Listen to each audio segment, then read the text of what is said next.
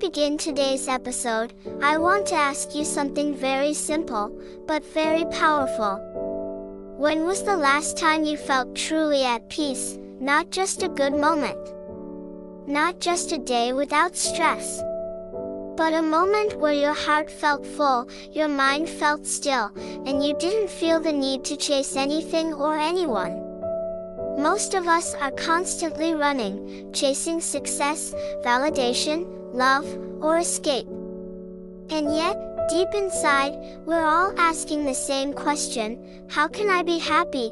That question, in all its simplicity, is the foundation of the book I'm going to share with you today. It's not a book about business, strategy, or self-promotion. It's not about becoming rich or famous. It's about becoming whole. The book is called The Art of Happiness. It's a collaboration between one of the world's greatest spiritual leaders, the Dalai Lama, and a Western psychiatrist, Dr. Cutler. This isn't just a book. It's a gentle conversation about how to lead a meaningful, fulfilling life, no matter who you are or where you come from.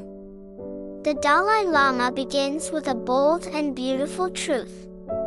He says the purpose of our life is happiness. That may sound obvious, but take a moment to truly let that sink in. We were not born to suffer endlessly. We were not meant to carry the weight of this world forever. We were not designed to live in a state of constant comparison, judgment, or fear. We were made to seek joy, to connect, to grow, to love, and to find peace in our own unique way. But where does this happiness come from? According to the Dalai Lama, happiness is not something we find. It is something we create. It is not waiting at the end of a promotion, a relationship, a dream house, or a social media milestone. It exists in our mind. And because it exists in our mind, it is something we can train ourselves to experience, regardless of our circumstances. Point one of the most powerful ideas in this book is the concept of mental training. Just as we train our bodies to be fit, strong, and resilient, we must train our minds to be peaceful, kind, and wise. And this training does not require years of meditation or spiritual retreat. It begins with awareness of our thoughts. Awareness of how we speak to ourselves. Awareness of the emotions that rise and fall inside us every day. The Dalai Lama says that the difference between people who are constantly anxious and people who are at peace is not that one group has fewer problems. It's that one group has a different relationship with those problems, and here's where the beauty of this message comes in: suffering is a part of life. Pain is unavoidable. We will all lose things we love. We will all face rejection. We will all have nights when the silence is louder than any noise. But suffering becomes unbearable only when we resist it, when we believe it should not be happening, or when we let it become our identity. You are not your heartbreak. You are not your failure. You are not your anxious thoughts or your past mistakes. You are the awareness behind all of them. And that awareness, if gently trained, can become your strength, your peace, and your path to happiness. The book explores many deep lessons, but I want to take you through a few that can begin shifting your life right now. First, compassion is not just a virtue. It is medicine. It is healing. And not just for others, but for yourself. When you look at someone and choose to understand rather than judge, you release yourself from the burden of resentment. When you choose to help rather than ignore, you become part of a force larger than your pain. And when you offer that same compassion inward, when you forgive yourself, when you allow yourself to feel without shame, when you stop punishing yourself for not being perfect, you begin to rebuild the foundation of joy inside your own heart. Second, connection is more important than control. So many people try to control every outcome. We plan, we analyze, we protect ourselves with walls, routines, and expectations. But in the end, what makes life meaningful is not how perfectly we execute it.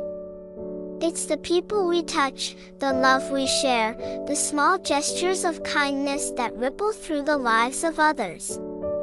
A single moment of presence with someone, a look of genuine care, a simple act of listening, can bring more happiness than a lifetime of achievements.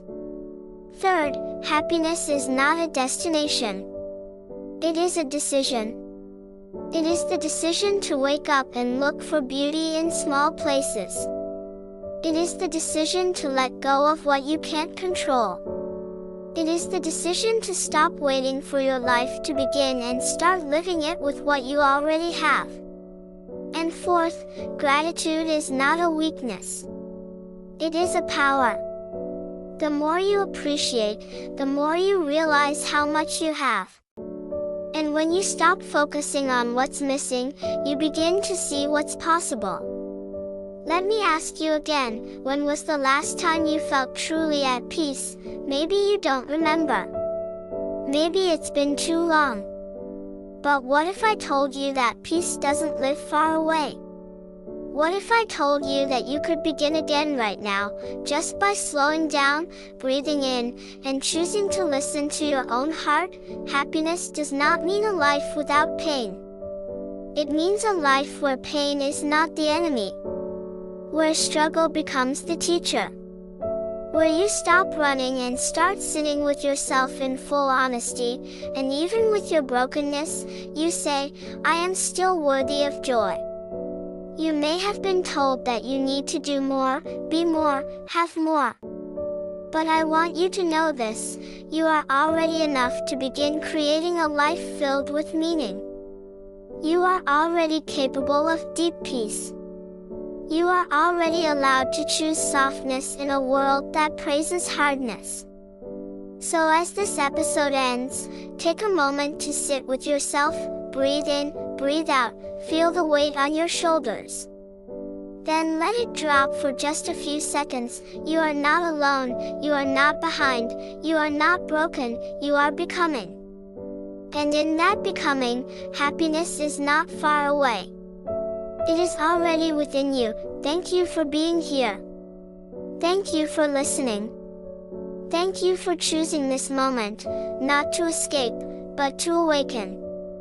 May you find peace in the chaos, light in the darkness, and joy in the ordinary. Until next time, take care of your mind, take care of your soul, and above all, choose happiness, not because life is perfect, but because you are learning to see beauty even when it's not. Take care.